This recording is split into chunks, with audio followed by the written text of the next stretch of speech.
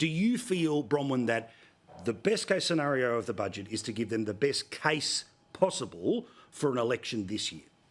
Well, I've said from the time the Dunkley by-election, when they first announced that they were breaking their promise on the stage 3 tax cuts and doing their revamp, that there would be an early election because those tax cuts won't last till May next year.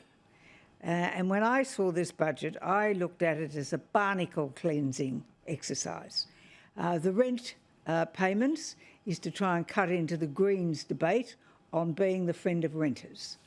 The $300 to every household was because they said, we'll give you your electricity bill will be $275 less. But that was to be a permanent less, not this 12 months only. Correct. But never mind, we'll say we gave you all $300, which is why they didn't bother to try and do anything about means testing or whatever, because they just wanted to say, look, we've done it, didn't care.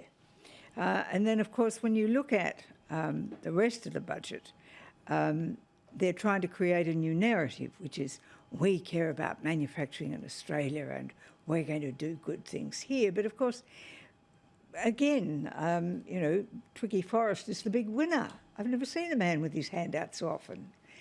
So it is let's get rid of the barnacles, let's get rid of the Greens argument, let's get rid of the electricity argument, let's get, here's your tax cuts, let's go for it. Because Jim has said, Dr. Chalmers... Please.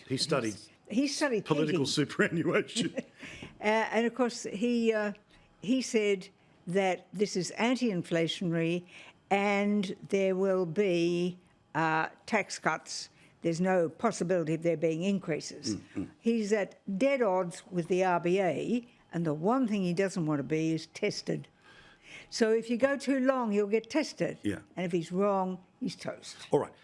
Stephen, that said, while no doubt we can do the fighty thing in a second, clearly what this budget was about creating a line that every Labor MP and every Labor candidate at one point in time is able to look somebody in the eye who maybe was watching Tipping Point or Farmer Wants a Wife or Home and Away or in compulsory voter land, right? They're not counting the grains of sand on the beach like we do, and I love what we do, but we know that there's an awful lot of people who would prefer to not vote than to be forced to vote. In the end, they turn around and they've got this tax cut for everyone, power cut for every household. Do you think that is as potent as it may seem to be if the lived reality of your life circumstances doesn't actually change?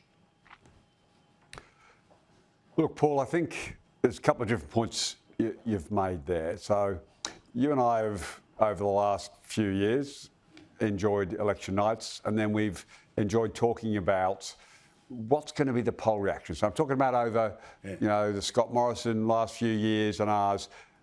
And what you've consistently seen is that there's been no, post-budget bump. I mean, maybe 10 years ago, before media splintered in the way it has with social media, that enough people were watching on a given night that they actually absorbed it on the night and felt positive or negative about it. So the first thing to say is that there's been almost no poll bumps for Scott Morrison in his budgets and so far for Albo in his budget. So I'm not expecting any significant poll bump at all. Having said that, I surprisingly, Paul, agreed with a lot of what Bronwyn just had to say. I thought she described it in a way I would have described it.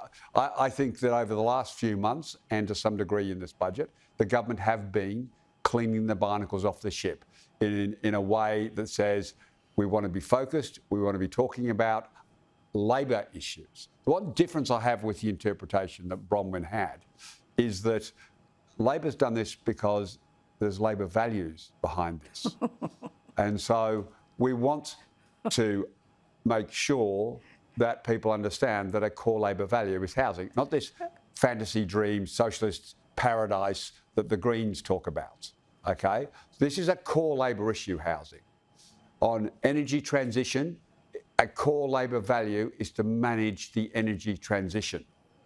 So yes, the transition requires gas. Labor has said in the last few weeks, gas is central to the energy transition. the costs issue.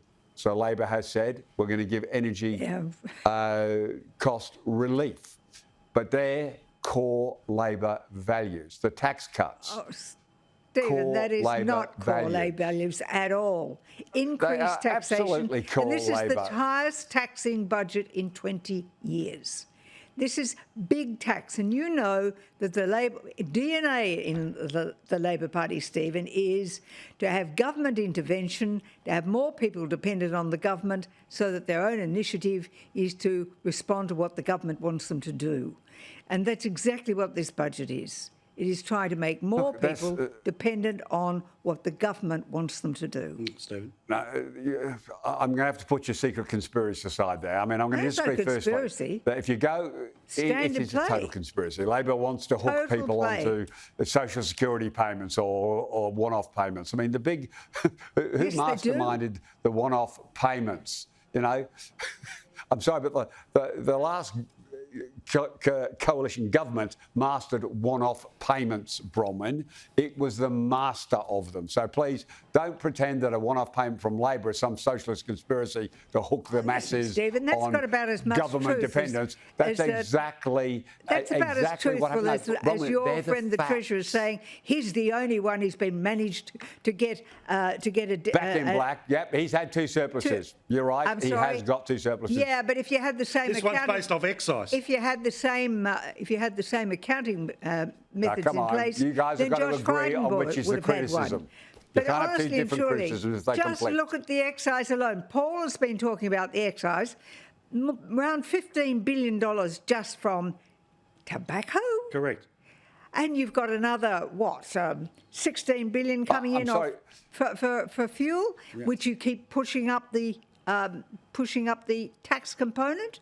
Now, I understand this pea and thimble trick that's going on here, that the Treasurer says if we actually lower the cost of electricity by the $300, that'll come out of the basket of items that are in the CPI basket. So that will be deflationary. That's the argument.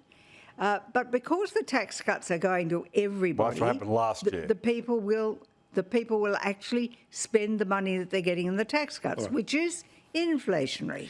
Okay, now I've literally got 2 minutes before we're going to go to Megan Kelly, so speed round for everyone here, if it's possible.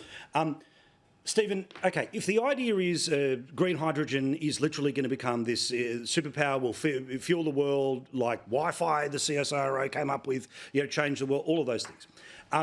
Why doesn't the government not just say, here's your tax credit, but if you take the tax credit, we're going to get parts of the profits if you actually are able to, for want of a better term, split the atom and change the world? Because it seems to me that the only thing that I resent is I don't want to happen sort of like the Telstra style thing where the taxpayers laid all of the cables and then it became a private company and then the access to the cables meant they could middle finger every other company.